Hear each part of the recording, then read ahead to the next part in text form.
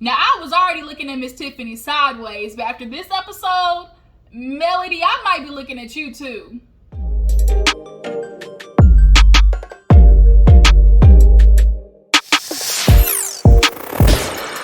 What's up, you guys? Your girl G here. Welcome back to my channel. We have to talk about another pretty good episode of Love and Marriage Huntsville. This episode was quite mellow, and we obviously know this is kind of the filler episode before all the big the big drama that's happening next week. Miss Wanda J. Blige is coming back, y'all, and she coming back on some bull, trying to tell Melody to give Martell Holt another chance. Bitch, where? Who giving Martell Holt another chance? Wanda, you and that old lady under the tree advice, as Funky Don even likes to say. Old lady under the tree advice, that was not it. Don't you ever tell Melody to go back to another situation with that absent being of a man. Like, hell no. Hell to the nah. But that's next week. We need to talk about what happened last night, which is some tension between Marsuae and Tisha, and the tension between definitely Destiny and Melody. It's looking like Destiny's looking at Melody sideways, and a lot of other people are too. I'm sorry, Miss Holt, it's definitely looking like you knew some stuff about Miss Tiffany coming to the table. And it's kind of hard to ignore the facts. As much as we want to give Melody the benefit of the doubt, like, oh, she wouldn't do her friend like that. Like, the facts are, she's friends with Tiffany. She is a producer of the show. She knows that her and Destiny haven't really been in a good, super close space. And when you come on the show, you have to, come with a little bit of, oomph. And I think Melly's taking the approach of, my name Bennett, I ain't in it. Like, there is no way, y'all. I'm sorry. There's just no way Melody did not know about Tiffany coming to the table with something. She might not have known the details. Like, she basically told Tiffany, don't tell me, don't, incriminate me. But Tiffany definitely was like, ooh, girl, I'm gonna come to the table. Just watch. I definitely think it was like that. But y'all drop down in the comments and let me know. Do you guys believe that Melody is aware of what Tiffany was bringing to Destiny? Or is she completely clueless like everybody else? Drop down in the comments and tell me how you feel. Let's go ahead and get into this episode. Like this video, guys. Like. Make sure you are subscribed to your girl's channel. If you are new to my channel, I appreciate you for tuning in. Make sure you hit that subscribe button, okay? And let's get into the review, all right? So, we actually open up with good old Kimmi, y'all. Kimmi is trying to deal with, Kiawah on her own. Marsuae decided that he was just going up and dip. He was like, yeah, I got a meeting. I can't miss it, babe. It's so important. You can handle this, right? And it's just so ironic how men most of the time say, like, they're a man of the house, they can handle it, and they don't need a woman's help. But anytime some shit pops up, who they always call on to help them in a situation. Now here it is. Kimmi can't even help you with your damn son, but she can help you in a situation when it comes to the being a stepmom and talking to your baby's mother, aka your ex-wife. Now all of a sudden she's good enough to handle that situation, but not good enough to handle a situation with Monster. Really, Marsuae? I really thought Marsuae was better than them other two numbnuts. I'm not Marsuae. I really thought Maurice was better than them other two bastards, Martell and Marsuae. But he's starting to show that Scott DNA, shit, that whole run deep. So he ends up dipping Kiawah and her dude. Why is this? It's like bothering me. It's like behind my ear. Anyways, Kiawah and her husband come, and Kimmi's like, he left, he had an appointment, but he kind of enlisted, me to tell you guys about what the situation was. We're just trying to like co-parent well. We're trying to get to a spot where, Monster's at the forefront of everything. And so she ends up telling Kiawah about Tiffany and the whole vaping situation. Kiawah was aware, but I feel like Maurice probably thought that was a situation like, oh, I'm going to handle this man to man. And that's kind of what he did. Not, telling Kimmi anything. And then they basically just talk about, going forward, the plans to try and handle Monster in a way in which he feels like he knows that everybody's on the same side, and he can't be playing, his mom against Kimmi or Maurice against his mom. Kids will do that, all right? So they got to make sure they come together at a front, so he's aware that it's not, it's sides that he's picking. But overall, y'all, Kiawah just gives me bad energy. She just gives me, like, I don't know. She just gives me stank. Like, ever since that last season and the reunion, like, she just gives me stank linebacker. I don't know. Like, I don't know. I just don't like Kiawah. So moving on. So Destiny and Tisha have a scene together. They're looking for a car, a work truck, and a hot girl summer truck. As Tisha, I want a hot girl car, hot girl summer car. Bitch, hot girl summer where?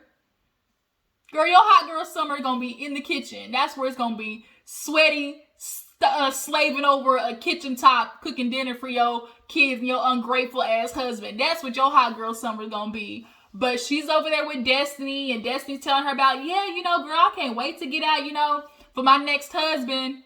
And Tisha's like, what do you mean next husband? She's like, yeah, I'm not with LeBaric. And she was like, oh, everybody has been shocked about, Destiny and LeBaric, like, oh shit, like, them two. Like, when you start seeing, marriages just fall down like dominoes, you start questioning your own. And Tisha definitely is questioning her own when it comes to Marsuae, because she brings up to Destiny how she was in Houston. She like, girl, the women down there don't even care if your man married or not. She's like, I had to, snatch Marsuae up from, this little girl in the red dress. And Tisha, you're going to exhaust yourself trying to check women where Marsuae should be checking women. You should not have to run up and like make sure your husband is not being entertained. Like, he should be able to turn and direct his energy to another person that is not the women trying to obviously get his attention. But obviously, you've been hearing the rumors. You've been, obviously heard what Melody Martell said that reunion. Your husband out here in these streets, community dick, and you deep down know it, which is why you keep trying to control the situation. It ain't gonna work, boo-boo, because when a nigga wanna cheat, he gonna cheat. So she ends up getting a call from Melody inviting her to Taco Tuesday, margaritas, fun day at the house. And Destiny's like, will your friend Tiffany be there? And Tisha's like, who the fuck is Tiffany? She like, oh girl, I'm gonna tell you. She's like, yeah girl, Tiffany's gonna be there. And she like, And Destiny's feeling like, I need to talk to Melody because her friend tried to come in with this ice cold tea and it ain't working. Like, I'm not feeling it. So Tisha is now aware that Destiny feels some type of way about Tiffany, and she later actually ends up talking to Melody about that. So, what happened after that?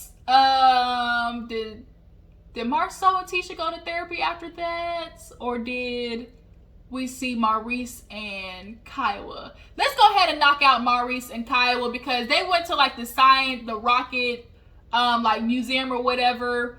And Maurice, Kiawah, and Monster are having, typical conversation that parents have with their kids.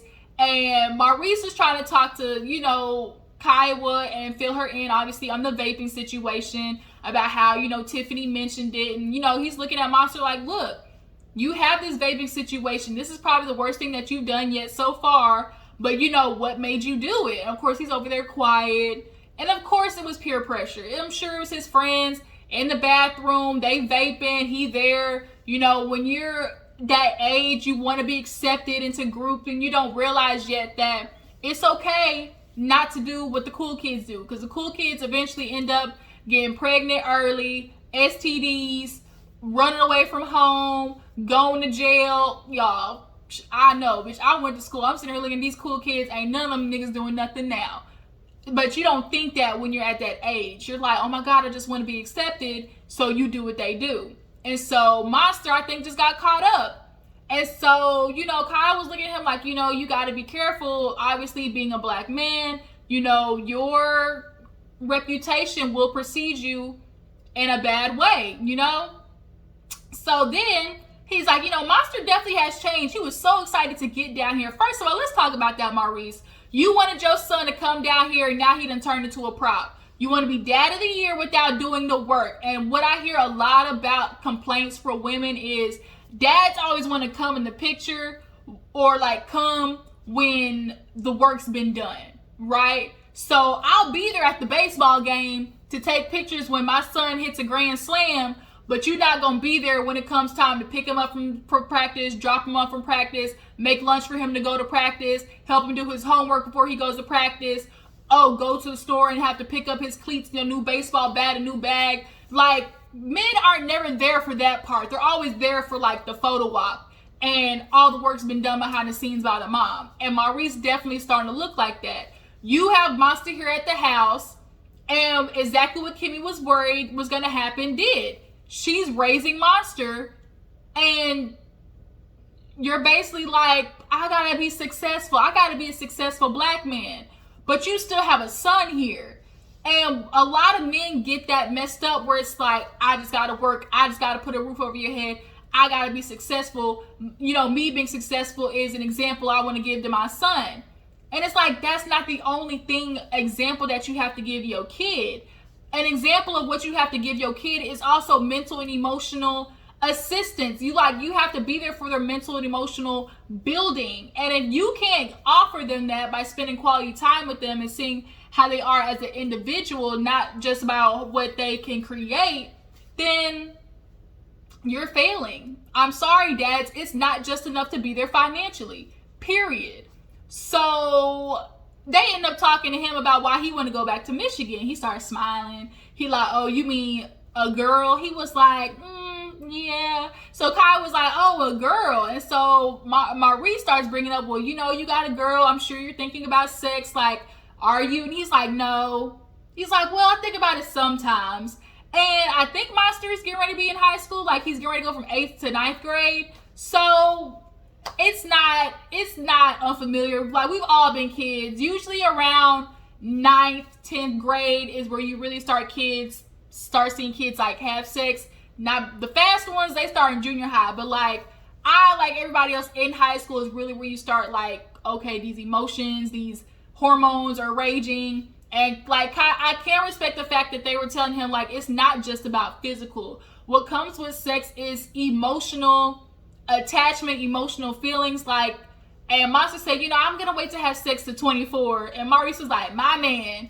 And Kai was like, my baby too. Okay, y'all believe that if you want to. He's like, you know, that's after college, right? He's like, yeah, I want to get married, you know, and have a good, no, I want to, you know, graduate and, you know, get married and have a good marriage.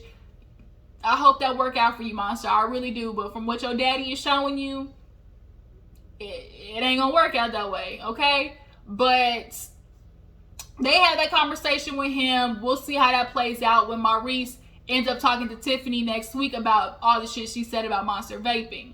So let's go ahead and get to Marsuae and Tisha and this therapy session that they tried to have with Dr. Francis, okay? So Tisha meets Marsuae. He like, where we at? She's like, oh, we going in here. So they walk in the room and Dr. Francis is like, hey. And I'm sure Marsuae recognized him from watching the show previously and Martell going. So he's like, are we getting counseling? And he's like, yeah, you didn't know? And Tisha's like, yeah, we're here, Marsuae. And so in the confessional, he was like, I absolutely would not have came had I known this is what we're doing, which is exactly why Tisha did what she did. And then she gonna sit there and say, you know, it's better to ask for forgiveness than permission. And he gonna use that against her. Remember, she said forgiveness than permission. Tisha, you can't play that shit with Marsuae, okay? Because he'll take some shit and run with it. And here 2 years down the line, he gonna come to you with a baby talking about, forgive me, I'm gonna ask for forgiveness and permission. So it does bother me. Like, Marsuae was like every other man. They refuse to go to counseling, to therapy. Women are always the one who have to push it. And they refuse to go, all simply because it's like, I don't want to hear what I'm doing wrong. In a man's mind, they're never doing anything wrong. And if their woman is complaining about something, shut up and take it, because I'm providing you with financial stability. And that's just not, it's just not how it's supposed to go. So he's like, I don't even know why we here. Like, ain't nothing going on wrong. Like, we've been doing so good. And that's what Marsuae's problem is. He's able to ignore everything that's going on with Tisha that might have her feeling some type of way, because all he's thinking about is what he's doing, right? So to him, everything's working. Of course everything's working for you, because Tisha's doing everything she can to make sure it's working for you. But the question is, are you doing everything you can to make sure it's working for her? A reciprocal relationship. So Dr. Francis is looking at him and was like, why don't you ask her? Like, what are we doing here? And so he's like, Tisha, what are we doing here? And she's like, okay, I'm here because I'm feeling stressed. I feel like I've been doing everything on my own. You know, I stayed home in the past, you know, be there for the kids.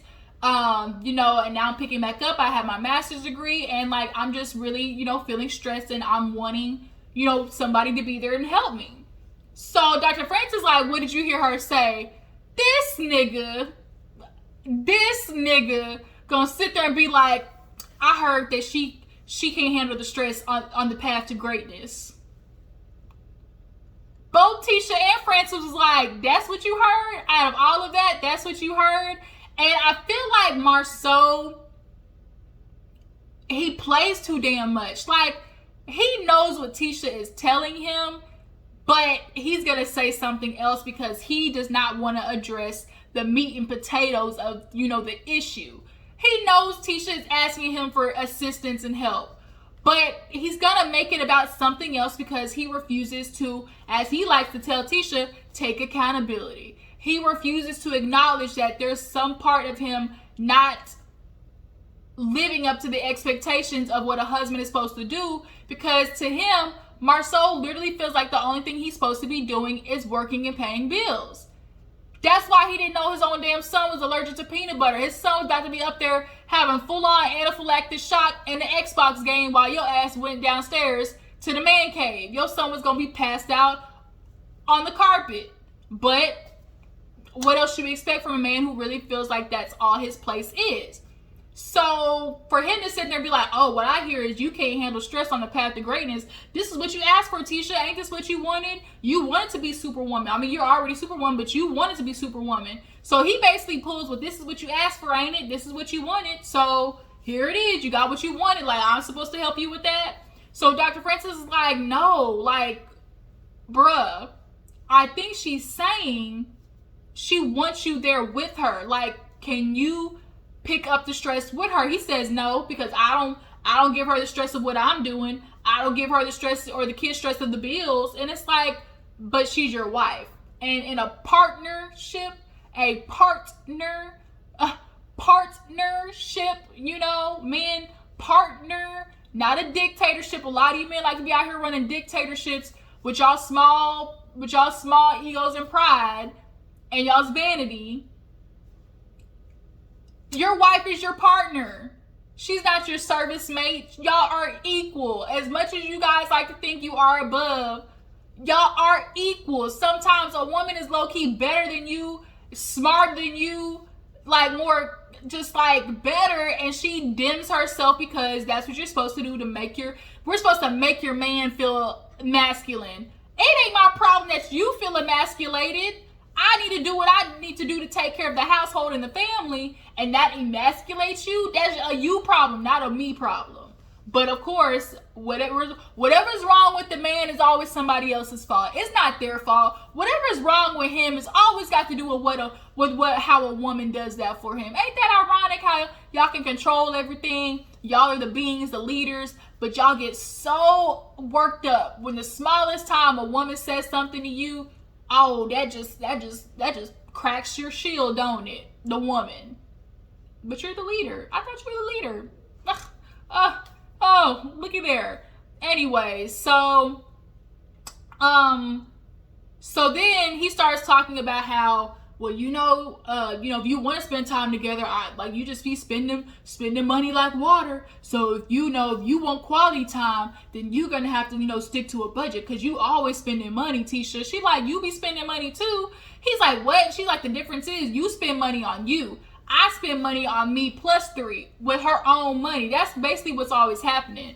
And I have a friend like that. My assistant actually was dealing with a situation, like she literally she's in the process of divorcing her husband, who told her she wasn't helping him with the business. Her husband had a construction business, and every time he needed materials, he would use her credit card, and every time she got the shit paid down, he's adding more to the credit card so he can have materials for construction, right? So now they're getting a divorce, and he's telling her, you didn't help me with nothing. And she was the one who helped with the papers, helped with, drawing up the spectrums for his job, for like the jobs that he had to do, and then had the nerve to tell her, you weren't helping me with the business. Oh, I wasn't? Okay. Now in a divorce, she making more money than him. He over there struggling, having a whole Martell moment. And that's really what low-key be happening. Like, women, we good without y'all, bro. We don't need you. But here it is. It's like, first of all, Tisha is spending this money going to boutiques and doing dates because she's trying to fill the hole of her husband not being there. Marceau, you are not there for your wife and by any means necessary. And as he says, oh, I provided you comfortability to complain.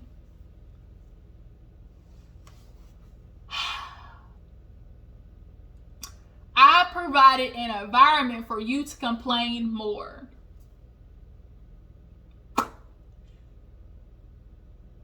Tisha, I hate to break it to you, but your man ain't shit. But I think you know that, right? You know your man ain't shit. Okay? And the longer you keep trying to convince Marceau that you are worthy of being with him, you keep running yourself rampant trying to please this man, it ain't gonna work, boo. Because once you please him with this one thing, he's gonna find something else that you didn't do right. And that's Marceau. You can tell. And dude, even Francis called him out because he's like, Marceau, he can talk himself out of a rock wall. Like, talk himself out of any situation. And that's what he does. He's a talker. He'll backtrack, talk out of both sides of his neck, double back, bring up a different point than that was the original point. He will talk you. He will spin you in a circle, keep talking until you get tired and jump off the Ferris wheel. And you like, what just happened? I feel like I just got beat up. And that's because Marceau is a talker, right? And Tisha knows that. And so Francis brings up like him not being emotionally available. And he's not. He's never, like, Marceau can't be emotional. He's always joking. You can tell he's always making passive aggressive jokes and stuff like that. And his lack of being vulnerable and his lack of understanding and having empathy for what his wife is going through is going to be the death of their relationship. How can Tisha offer you something when you're not allowing her to have the time for herself to offer to you? Like, that's what I'm trying to say. A lot of men, like, I don't know how they haven't put two and two together. Your wife, what always happens first for a man is the lack of sex from their wife, right?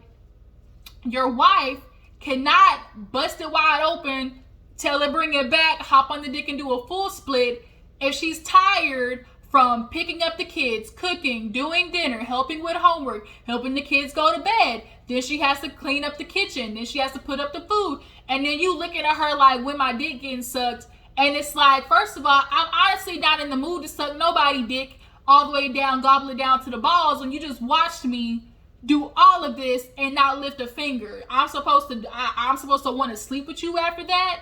No. Men, if your wife is doing something 7 days a week, you should be helping 2 to 3 days out of those weeks. I promise you, it will work in your favor. But men can get out of their own way and feeling like, I'm not supposed to be helping with that. And which is why women start falling off sexually. They go cheat for sex and women go cheat for emotion. Because it's just, I'm losing it, y'all. Marceau ain't shit. Tisha, go find you another man. They end up leaving and Tisha's like, we'll be back. And Marceau's like, the fuck we will. He also like, Tisha, I ain't coming back. The fact that you are watching your wife trying to fix something and wants to figure out how to do better and you're resisting that, I have a problem with. But Tisha runs off and they'll deal with that situation when they get there. Tisha, I'm praying for you, boo-boo. So moving on, last but not least, we have this scene with everybody going over to Melody's. And Tisha basically tells Melody, girl, Destiny got a problem with you. And Melody's like, word? She got a problem? Destiny got a problem with me? Oh, I'm supposed to be her friend. She could have called me and told me.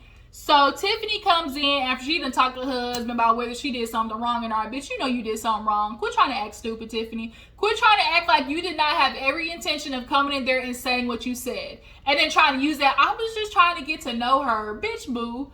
So Tiffany comes in and Tisha realizes she recognizes her. Oh, I know Tiffany from the chamber. Okay, cool. Kimmi comes in. They all go down to the table. And Destiny comes up and she outside in the hot air. And she comes down and everybody's sitting down there or whatever. And Melody's like, girl, I heard you got a problem. She's like, no, I don't. She's like, I ain't got a problem with you. She's like, well, you know Tiffany, right? You know, met her at the dinner. And she's like, yeah, I met her. I know, yeah. How are you doing, Tiffany? And then there was awkward ass silence, right? So then Melody once again was like, girl, you know, Destiny, you know, Tisha was letting me know that you got a problem. Like, why didn't you call me and tell me? And Destiny's like, oh, I'll talk to you. Like, we'll talk another time.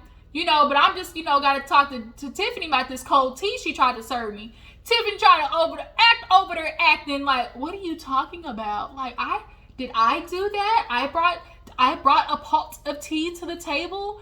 And I hate bitches like that. If you're going to be messy, own your messiness. Own your shit. And Tiffany, you playing around, right? And not only you playing around, you playing with my intelligence. Like, I hate bitches like that. So now Destiny's looking at you like you came to me with something that honestly was some bullshit. And so Melody here, she is poking. Well, why are you mad, Destiny? And Destiny's like, I'm not mad. I just need to talk to you. I just need to understand like how we ended up in a situation where she came to the table telling me about something that really was unnecessary. And so Melody's not hearing Destiny try to say, I'll talk to you another time. And she ends up choking on her drink. And Melody's like, well, you mad? Don't you think you want to tell me? I thought you was my friend. And she's like, boo-boo, like, slow down. I will tell you. Let me process it. I'm thinking, and we can have a conversation another time. And the fact that Melody kept going when Destiny clearly saying, bitch, we can talk another time. Melody, I'm looking at you with my good eye. Like, I'm looking at you sideways because it's like, why you keep trying to make a moment? Like, why do you keep trying to make fetch happen? So everybody just sitting there at the table looking at Destiny like, it ain't looking too good.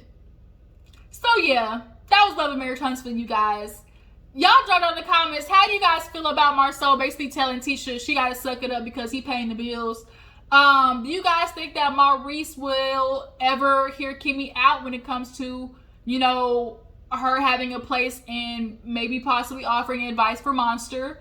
And Destiny, you guys, is Destiny wrong for looking at Melody sideways when it comes to Tiffany's, you know, entrance? Y'all drop in the comments and let me know. I appreciate you for tuning in. Real Housewives of Potomac comes on tonight, so I will see you guys tomorrow about that. I will catch you later. Deuces.